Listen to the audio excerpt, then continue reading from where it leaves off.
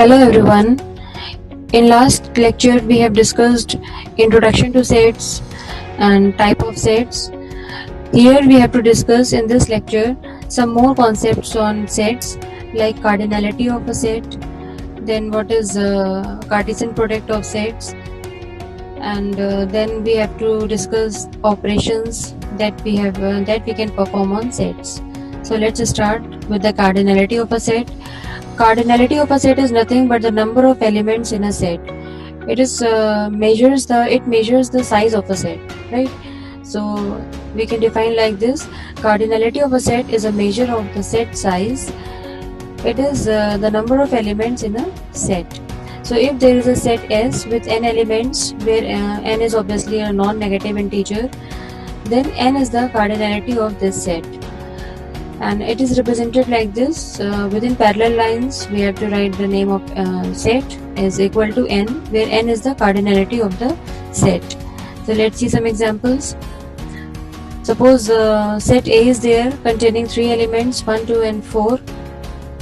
Then we can say cardinality of this set A is 3. Now if there is a set containing odd positive integers which are less than 10. So as we know, there are 5 elements which are less than 10 and which are odd positive integers which are less than 10, like 1, 3, 5, 7, 9. So cardinality of this set is 5. Now if we talk about set of letters in English alphabets, so cardinality of this set is 26, as there are 26 letters. So this is all about cardinality of a set. Next we will see Cartesian product of sets. So Cartesian product means, let us see, if A and B are the two sets, then Cartesian product of these two sets is the set of all ordered pairs A comma B, where A is element of set A and B is element of set B. So this is fixed. If we are saying ordered pairs, it means the first element belongs to the first set and the second element belongs to the second set. So this is Cartesian product. It is denoted by A cross B, and in set builder form we can write like this: A cross B is equal to A comma B. This is ordered pair such that A is element of A and B is element of B. So this is how we can define Cartesian product. Let us see some examples. Suppose there are two sets A and B, and we have to write the Cartesian product for these two sets. Like we have to write A cross B. So we have to write all the possible ordered pairs for these two sets. So for writing the ordered pairs, we have to write the, we will take this first element of A and we have to combine with all the elements of B, and then we will take the second element of A and then we will write the ordered pairs with all elements of set B.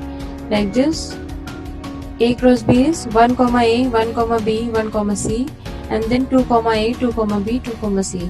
So this is set of all ordered pairs for these two sets.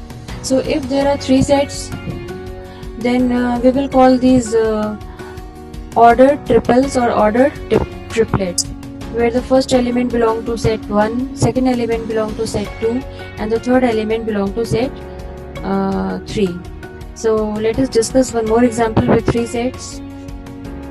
Suppose these are the 3 sets A, B, C, and we have to write the Cartesian product, that is A cross B cross C. So we have to write all the possible ordered triplets or triples like this. So if we write like, if we talk about 3 sets, then there will be ordered triples A, B and C, where A belongs to set A, B belongs to set B and C belongs to set C. So here these are the possible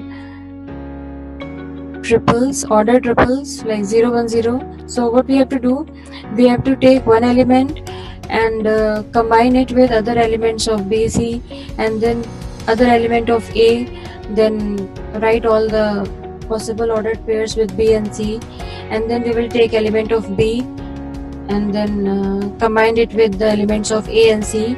Likewise we have to write all the possible ordered triples. so that we can get the Cartesian product. So this is Cartesian product of three sets, right? Next, we have to discuss graphical representation of sets. Previously we have discussed two more representation, that is roster form and set builder form. Now this is a graphical representation of sets. So let's see. So graphically, sets can be represented by using Venn diagrams. Venn is the name of is on the name of some mathematician, John Venn, who has given this concept.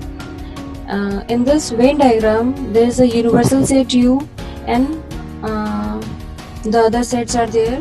So this universal set is represented by a rectangle, and all other subsets of this U will be represented by some other geometrical shapes like circle, triangle. So universal set represented by rectangle, and inside this rectangle we can use circle or triangle to represent the subsets of this universal set. And if we want to represent the elements of subsets, then we can use points or dots for them. So Venn diagrams are often used to indicate the relationships between sets. So let us see some example. Suppose U is a universal set and this set of vowels is a subset of this set. So if we say set of vowels, the universal set for this set is a set of all alphabets. So here we can represent it like this. U is set of all alphabets and V is set of vowels. So U is universal set and V is subset of this set. So V is represented as a circle. And again, inside this circle or inside this set, there are vowels. The vowels can be represented by points or dots. So this is a graphical representation of set of vowels in English alphabets using Venn diagram, right? Now we have to discuss set operations. There are various operations that we can perform on sets like union, intersection, difference and complement. So let us see one by one. Union of sets. If A and B are the two sets, then union will contain all the elements that are either in A or in B or in both sets, and it is denoted by A union B. In set notation, it can be represented like this: A union B is equal to X, such that X is element of A or X is element of B. So let us see some examples. If A is 1 3 5 7 and B is 1 2 4 6 7, then the union of these two will be 1 2 3 4 5 6 7. It will contain all the elements that are either in A or in B or in both. Next we can see 1 3 5 and 1 2 3. So as we can see, 1 and 3 are the common elements to both, and 5 and 2 are not common, but in union we have to write all the elements either in A or in B or in both. So we can write like this: 1 2 3 5, right? So graphically we can represent it with the help of Venn diagram like this. Suppose A and B are the two sets. A is a set containing 7 2 5, 3 elements, and B is a set containing 1 2 5 8. So we can say we can see here 2 and 5 are common, and other elements are either in A or in B, but in union we have to write all the elements like 1 2 3 1 2 5 7 8.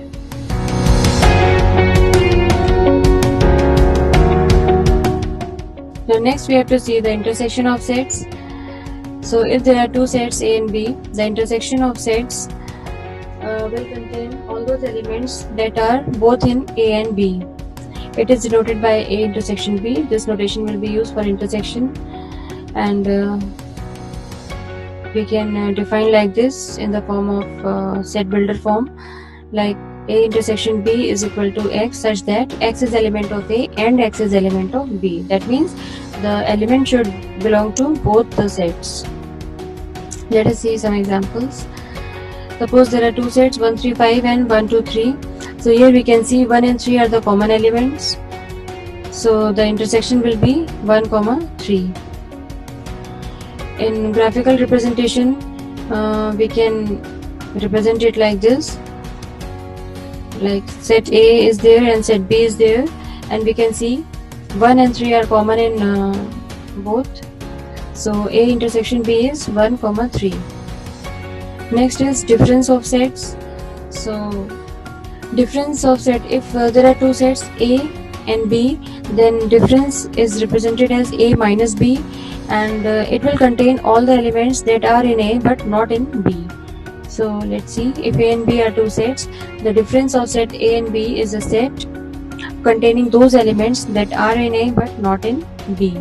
So it is denoted by A minus B, and in set builder notation we can write like this: A minus B is equal to X, such that X is element of A and X is not element of B. So let's see some example.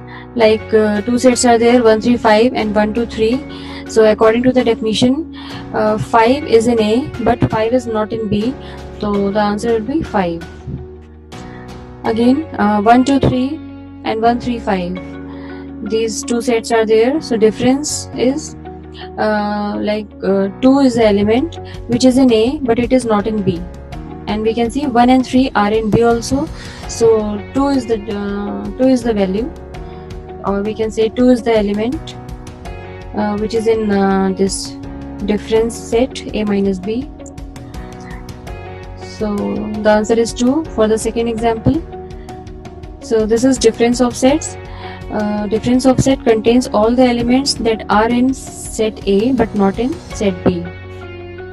Then complement of a set.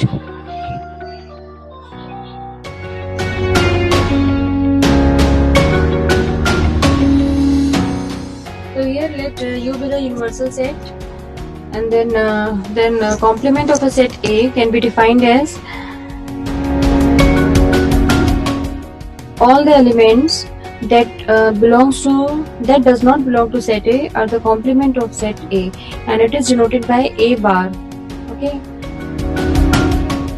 So this complement is with respect to universal set. So in other words, we can say complement of the set A is U minus A.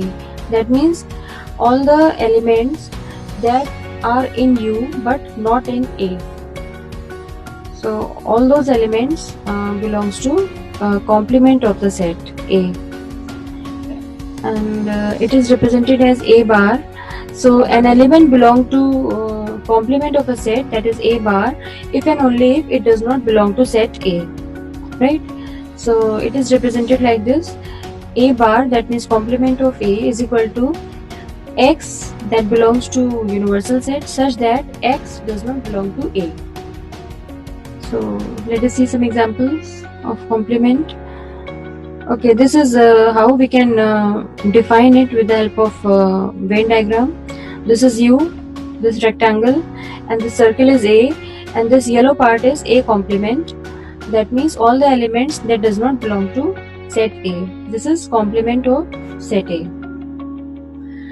Examples: suppose set of vowels is there. So for set of vowels, universal set will be the set of English alphabets. Then A complement will be set of all consonants, right? So set of vowels is given, that is set A, and for this set we can say all alphabets are the set of universal set, and then the complement will be set of all consonants. So this is complement of set A. Another example is there: set of positive integers greater than 10. If A is set of positive integers which are greater than 10, then A complement will be set of positive integers which are less than or equal to 10. And for this, the universal set will be set of all positive integers. So this is a complement of set. Next is a disjoint set. Two sets are called disjoint if their intersection is empty set. Means if nothing is common in between in two sets, then it is called they are called disjoint sets. Like if A is 1, 3, 5, 7, 9 and B is 2, 4, 6, 8, 10. So as we can see, there is nothing in common in A and B. So the intersection is 5. Therefore, we can say A and B are disjoint sets. So simply, if the intersection of two sets is empty, or we can say 5, then the given sets are called disjoint sets.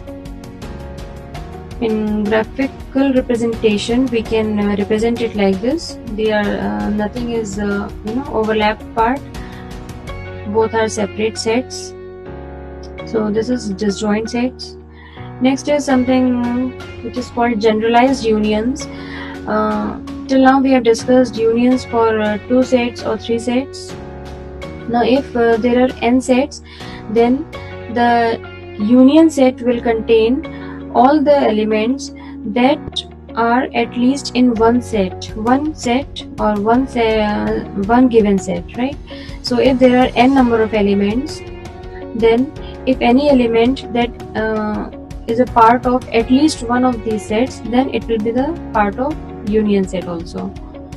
It is represented like this. Similarly, we can define generalized intersections. So if any element is there which is common to all the given sets, given n sets, then it will be a part of intersection set, and it is represented like this. So this is generalized intersection. So let us see one problem on this. Suppose 3 sets are there, A, B and C, containing some elements. Now we have to find A union B union C and A intersection B intersection C. So in A union B union C, we will consider all the elements that belongs to these elements, these sets, and if an element belongs to at least one set, then we will consider in A union B union C. So let us see. Here 0, 1, 2, 3, 4, 5, 4, 6, 8, 9. These are the elements under union. So let us see the intersections. So in intersection, the element which is common to all the given sets, like here 0 is the element which is in all the sets, and no other element is there which is in common to all sets. So the answer will be 0 for A intersection B intersection C. So this is all about set operations. In next lecture we will discuss some proof techniques on sets. Thank you.